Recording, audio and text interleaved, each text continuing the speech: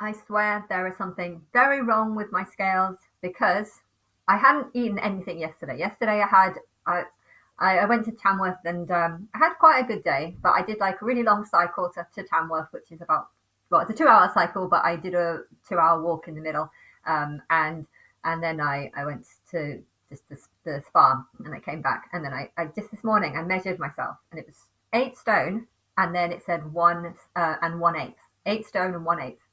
And then I thought, oh, I need to go to the toilet. So I went and did a very long pee. And then I thought I might as well measure myself again. And it had actually gone up to 1/8 stone and 7/8. So I gained 6/8 just by peeing. I swear there's something wrong with my scales because that's not supposed to happen. But anyway, yeah, I don't seem to be able to lose weight. But anyway, I am actually at the weight that I like, that I'm okay with. But yeah, it's just I wanted to be a little bit under so that if I had a big meal, then I could still be the 8 stone region, and that it feels like you get to a certain weight and then you can't lose any more. But anyway, I did some shopping yesterday as well. During my 2 hour walk, I did some shopping, and I came across some things that I wanted to show. Look at this! It looks like Rainbow Bright's horsey, and still got a tag on as well, but. It reminded me of Rainbow Bright, and it also reminded me of Sophie's new baby girl, who I'm going to see soon. I was going to see her this week, because my parents are coming down, but I don't think I should. I'm still part of a gym membership until the end of the month, and then having a break, so I'll go then. Um, and but yeah, it looks like it reminds me of Rainbow Bright's horsey, so I think that's a probably not really for a newborn baby. It's probably more for a 1 year old or something. But yeah, it's something that she can ride. And I got some ears, and I got these things. It's like bees. It's the good thing about having B as a surname is that you find bees. They're like shoes, and you can find them everywhere. And I think that's quite cute. And I also bought something to. This is more for when she's 6 months, but the baby leans on it and it helps them walk. They just need to learn to stand first. And I will make sure I tell my sister that because I can imagine her just kind of just plonking the 1 month old baby on it, and so maybe I should even wait or give it to my mum and say give it to her in 3 months' time. I might do that. And I bought play mats. It's kind of cool. You blow it up so the baby kind of stays in the middle and doesn't move around. I think when the baby learns to crawl, that might stop it from crawling too far or something. I don't know, but it's a very unicorny theme. So I just thought it was perfect, and they're all good price. It reminds me of the Rainbow Bright unicorn as well. So I'm going to give her that.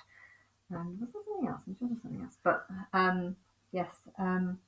Oh, and they've told me, or they've told Sophie that the other child is not up for adoption any longer, which is good, because I didn't I didn't like I didn't like the thought of the child being adopted to Africa when I was a possibility, and that was really annoying me.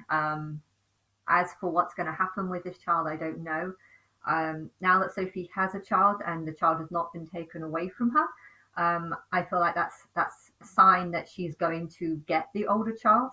But it does make one question on my mind. I don't know if these social services know about me. I don't know if they've been paid by a group of people that is trying to destroy my life. I don't know if they've been paid off by these people. I feel like that could be a possibility. And whatever happened with vigilant Christians and all those videos, it would be so fucking annoying if someone was paying them lots and lots of money to continue. Maybe they were wanting to stop each week, and someone was like, no, we'll give you more and more money if you keep making this. If someone was doing that to the Vigilant Christian or any of those channels that have been winding me up, that is terrible. Those videos were causing me huge amount of grief because I wanted to know what the Illuminati or just people were doing about me behind my back. So I needed to listen to channels that talked about it, but every single channel that would talk about it would only put it in a negative light, swearing and insulting and just being like rats. Like if you imagine two rats fighting each other, and then you imagine you go ping and you turn them into a human, that is what these people reminded me of. And I didn't want to watch these videos, but I felt I needed to, because I wanted to know, what's going on, what different shows people, I wanted to know what people were doing. And when you have people that are looking for Christ, searching for Christ, and talking about, what people are doing in relation to Christ, it makes me feel like I needed to watch it. But the problem is these people were horrible, nasty, insulting rats, and so to go through that for 11 years, and to know that these people might have been making hundreds of thousands of pounds from these videos that were just pissing me off, I think it's awful. And I don't know, but I have a lot of negative views on humans, because I see them as rats now. And I guess in one way, though, one of the reasons why I didn't want to try and contact people over the years, because humans are rats. Why would I want to talk to you? But yes, I, yeah, there is one big begging question though: is if if it turns out that when a child is 4 years old, Sophie is a good mum. I know that I've seen her with a child. I have not seen her with a 4-year-old child. I've not seen her with a 3-year-old child. I've not seen her with a 2-year-old child. I've not seen her with a 1-year-old child. I've only ever seen her with a brand new baby, and me being incredibly concerned that she's not holding the head properly, or she looks bored with the child just sleeping. I've only seen Sophie with a child in those circumstances, and I know that she cannot do it. So I know why the child was taken away from her. I don't know why they took it away from me. I don't understand that. And I want to know. I need to know, because if that was generally them giving their honest opinion, then I'm furious at them, for allowing people that are completely incapable of judging people to judge people. I'm completely angry over this whole circumstance of how people like me can be rejected. I'm hugely angry at everything. Um, so I want to know, for me to have any ability to trust people, I need to know these things, and I need to be an honest opinion about what's gone wrong, what has happened, why this happened, why they're still not contacting me, why they're still not giving me any opportunity. The whole thing is angering me, and therefore thinking about this new child of Sophie's is just bringing huge amount of anger over that child. But yeah, if it turns out that when the child learns to talk, Sophie's autistic, so she doesn't talk that much.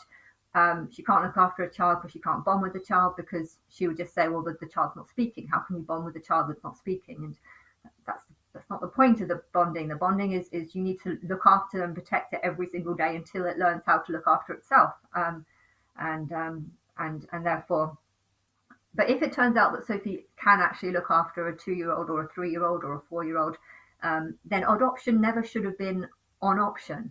And I feel like I can only know this if I see Sophie with a child. Now, they have actually seen Sophie with a 3-year-old and a 4-year-old and a 5-year-old, because Sophie has an older child, and she's not been getting any custody of that child unless it's in a room with supervision. Now, I've got a feeling that I don't trust social services. I don't like people. I've got a feeling that these things are only set up so that people can make money out of situations like this. You've got a mum who's in question. You've got a horrible, nasty father who is insulting the mother and saying that she's completely incapable, and writing comments about, oh, you haven't paid childcare this month, and you haven't paid, you're behind because you didn't pay in the first year. And although you've paid lots of money of childcare, I'm refusing to let you have any contact, any ability. You have absolutely no ability to have any contact, any rights. And one day your child is going to understand this. If there's a father who's just an asshole and is saying this to hurt the mother, that the person that he was with for 13 years, and you can't trust that person. And if the social services, the only reason why Sophie is not with that older child is because Sophie is literally incapable, well, maybe that's fair for this new child to be adopted, because Sophie's completely incapable. But Sophie's got another child now, and if it turns out that she can actually be around a 3-year-old, she can actually be around a 4-year-old, she can actually be around a 5-year-old. I've never seen her with a child of these ages. If it turns out that she can do that, then I feel that that's just proof that social services were taking advantage of Sophie's inability or lack of proof that she can look after it. They're taking advantage of the nasty nature of the father and what he's saying against her. They're taking advantage of the fact that Sophie doesn't talk that much, and her autisticness. which is stupid because the reason why she's been banned and got a restraining order on George is so in case she tries to contact him. But if she's autistic and doesn't talk to people, doesn't communicate with people, then how would that restraining order even be valid? You know, I just, this whole thing is a complete mess, and it's stressing me out. But I've never seen her with a 3-year-old, so I cannot assess if she can look after a 3-year-old. I've never seen her with a 4-year-old. And if it turns out with this new child that she can do both those things, then all I'm going to be doing is questioning social services. Why have you said that she can't look after a 3-year-old? Why have you said that she can't look after a 4-year-old when she's doing that? She's got a 3-year-old, she's got a 4-year-old. You shouldn't have to have a child to prove that you can look after a child, because if you're in that situation, then the social services can take advantage of people who don't have a child. You know, I don't have a child, so I can't prove that I can look after a child unless you give me a child. Now, if you're not willing to give me a child, if you're just going to write a 12-page, it was like a 3-page report with a couple of lines on it, you're going to write a stupid report full of lies saying that I can't do it because I can't prove that I can do it, then I am furious that this kind of abuse is allowed to happen, and how rats are allowed to abuse people in this way by saying that they can't do something, but also saying that we're not going to give you the opportunity to prove yourself. You know, that is what is really angering me. And I don't want Sophie to have this 3rd child, so I don't feel as connected or like I want Sophie to have this child, because I know she couldn't do it and the problems that she caused me.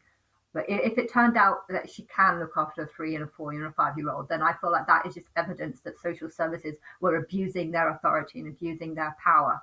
That's basically what I'm saying. And to think that they also threatened to forcibly adopt this child, when really she could have done it. You know, I feel like how many other children have been forcibly adopted because the social services are claiming that this person is completely incapable of having anything to do. You know, ignore what the father's saying. Yes, the father was saying that and is saying that and still is saying that, and he's probably going to say that until that child is 18. Oh no, she's 16. You know, she's not going to be able to. No, he's 16. She's not going to be able to look after him because he's just going to say anything. You know, he's a nasty, horrible person who just wants to keep everything for himself. And I don't know why he's like that. I don't know why he's turned into this person. Was he always like that? Maybe, because I never really knew him or spoke to him, or, you know, he took Sophie away and that was it. That was his possession, and that was how he treated Sophie. And so therefore, if he's going to treat his child in the same way, then I guess that's what a possessive, not necessarily a rat, but a possessive bear would do. That's what a possessive bear. Human traits have come from animal traits, and that's where these traits have come from, and why people behave in such strange ways, because they're still behaving like how they were behaving when they were an animal. But I don't know, the whole thing infuriates me, but I like looking at this. It's quite pretty. And you got lots of things to play with it in, things that the baby can try and grab onto or something.